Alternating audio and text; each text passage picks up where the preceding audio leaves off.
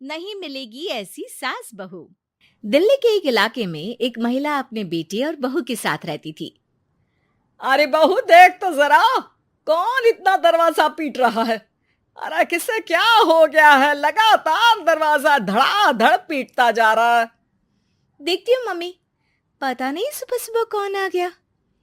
बहू दरवाजा खोलती है तो देखती है कि बाहर एक लड़का खड़ा था। थोड़ा गुस्से में था। अरे मैडम, आपकी ऑनलाइन शॉपिंग ने परेशान कर रखा है। बार बार आप अपना सामान वापस लौटाती हैं। कभी एक बार में सामान आता ही नहीं। अरे कैसे बात कर रहे हो? मैं कंपनी को फोन करती हूँ। तुम्हें नहीं आना तो मत आओ, कोई और आ जाएगा। इसमें गुस्सा होने वाली कौन सी बात है?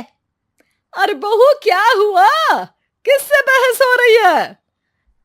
कुछ नहीं मम्मी, वो ऑनलाइन वाला लड़का आया है, उसी से बात कर रही हूँ। देखो भैया, ये सामान वापस नहीं लेना है तो मत लो, लेकिन हंगामा मत करो। अरे कोई बात नहीं, लाओ आप पैकेट। मेरा तो ये काम ही है, बस थोड़ा गुस्सा आ गया था।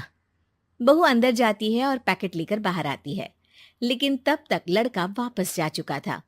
बहू को समझ में नहीं आया कि हुआ क्या। वो अंदर जाती है तो किचन में काम में लग जाती है। अरे बहू, तुम्हें ऑफिस नहीं जाना क्या? कितनी देर हो गई? किचन से आवाज आती है। जाना है, लेकिन इनका नाश्ता तो बना दूं। और उनकी चिंता मत करो, तुम अपना नाश्ता लेकर जाओ, मैं बना दूंगी नाश्ता। अरे तेरा ऑफिस भी तो जरूरी है ना, कितना काम करेगी। ठीक है मम्मी, जाती हूँ। रात का खाना साथ में खाएंगे। इसके बाद सास ने दरवाजा बंद कर लिया। शाम को डोरबेल बजी। सास को लगा कि बहू ऑफिस से लौट आई है, लेकिन दरवाजा खोलते ही सामने एक पुलिस वाला है। राहुल यानी कि उसके बेटे ने उससे पूछा, कौन है माँ? अरे पुलिस आई है बेटा, तुम्हारे बारे में पूछ रहे हैं। अच्छा, अभी आया माँ। आप ही राहुल है? हाँ जी, मैं ही राहुल हूँ। आपकी पत्नी का नाम विनीता है? हाँ जी, लेकिन आप ये सब क्यों पूछ रहे हैं?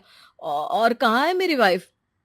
देखिए, परेशान मत होइए, आपको मेरे साथ चलना होगा, मैं आपको रास्ते में पूरी बात बताता हूँ। हाँ? मैं आपके साथ थाने क्यों चलूं? कोई क्रिमिनल थोड़ी ना हूं मैं। अरे मैं आपको थाने नहीं ले जाने आया हूं, बल्कि आपको मेरे साथ अस्पताल चलना है। राहुल परेशान होकर पूछता है। क्यों, क्या हुआ? देखिए, आपकी पत्नी का बड़ा एक्सीडेंट हो गया है और वो अस्पताल में भर्ती है। बस किसी तरह से आपका पता मिल सका, इसलिए हम आपको लेने आ गए। राहुल हड़बड़ी में माँ को बगैर बताए पुलिस वालों के साथ घर से निकल जाता है। सर, क्या हुआ मेरी पत्नी को, कुछ तो बताइए। देखिए, घबराइए मत, वो आईसीयू में है, अभी कुछ कहा नहीं जा सकता। कुछ देर में सभी अस्पताल पहुंचते हैं। डॉक्टर साहब, मेरी पत्नी ठीक तो हो जाएगी ना? कैसी हालत है उसकी?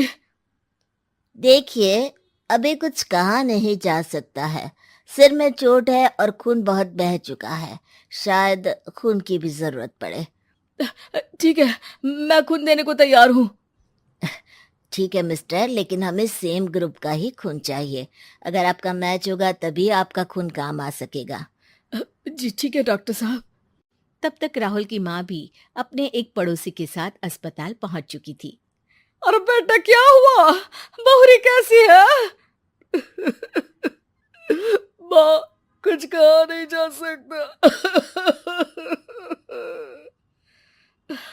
अरे बेटा, परेशान मत हो। अरे बहू को कुछ नहीं होगा, वो दिल की बहुत अच्छी है। माँ बेटे बैठे हुए इंतजार कर रहे हैं। सर, आपका ब्लड मैच नहीं हो रहा है और ब्लड हमें अभी चाहिए। अरे बेटा, डॉक्टर साहब से बोलो ना मेरा ब्लड ले ले। अरे माँ, आपकी उम्र हो चुकी है, आपका खून कैसे ले सकते हैं? अरे बेटा, वो बहू कम मेरी बेटी ज्यादा है। उसने दिन रात एक करके इस घर को एक डोर में बांधा हुआ है। अगर वो डोर टूट गई ना, तो मैं अपने खून का क्या करूंगी? राहुल की आंख में भी आंसू आ जाते हैं। ठीक है डॉक्टर साहब, माँ का भी ब्लड टेस्ट कर लीजिए। अगर मैच हो गया तो ठीक है, नहीं तो किसी और को फोन करता हूँ। डॉक्टर ने तुरंत ब्लड सैंपल लेकर भेज दिया।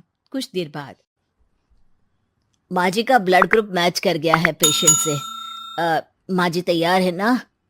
माँ, क्या सोच रही हो?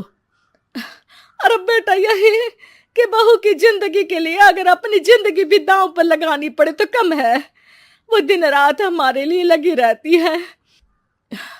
हाँ माँ, वो तो है। डॉक्टर साहब, माँ रेडी है, आप ब्लड ले लीजिए। बहू की जान बच गई और उसकी घर वापसी हो गई और एक नई शुरुआत भी। अरे विनीता, नाश्ता तैयार हो गया? जी हाँ, हर मम्मी का भी। पहले मम्मी खा ले, उसके बाद हम खाएंगे। अरे तुम माँ की चमची हो क्या? राहुल, मेरी माँ के जाने के बाद उन्होंने ही मेरा माँ की तरह ख्याल रखा है, और उस रात उन्होंने खून नहीं दिया होता तो शायद आज मैं जिंदा भी नहीं होती। इतना तो माँ के लिए बनता ही है ना।